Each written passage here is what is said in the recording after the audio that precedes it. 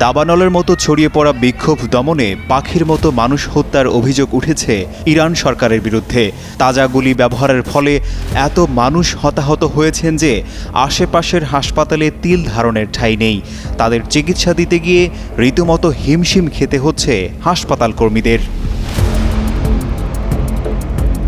ইরানের বিভিন্ন শহরে বিক্ষোভ দমনে নিরাপত্তা বাহিনীর হামলা ও সংঘর্ষে পরিস্থিতি চরম ভয়াবহ আকার ধারণ করেছে।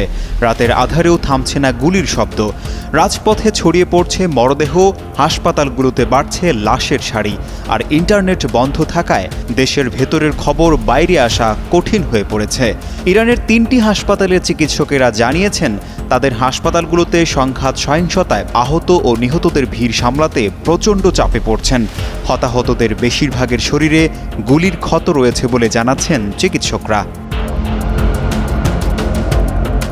হাসপাতালে যাওয়া আহতদের অনেকেই তরুণ এবং তাদের মাথায় এবং বুকে সরাসরি গুলি লেগেছে। তেহরানের এক হাসপাতালের কর্মীরা বলছেন শরীরে গুলি এবং রাবার বুলেটের ক্ষত নিয়ে আসা বহু মানুষকে চিকিৎসা দিয়েছেন তারা। এদিকে ইরানে সহিংস পদ্ধতিতে বিক্ষোভ দমনের জবাব সামরিক হামলার মাধ্যমে দেওয়া হবে বলে শুক্রবার পুনরায় হুঁশিয়ারি দিয়েছে যুক্তরাষ্ট্র। ইরান পাল্টা অভিযোগে জানিয়েছে দেশটির শান্তিপূর্ণ বিক্ষোভে সহিংস নাশকতামূলক কর্মকাণ্ড এবং ব্যাপক ভাঙচুরের রূপ দিয়েছে যুক্তরাষ্ট্র।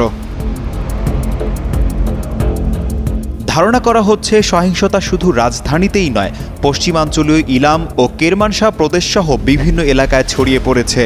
সবচেয়ে রক্ষণশীল হিসাবেও গত 48 ঘণ্টায় অন্তত 2000 মানুষ নিহত হয়েছেন বলে আশঙ্কা করা হচ্ছে।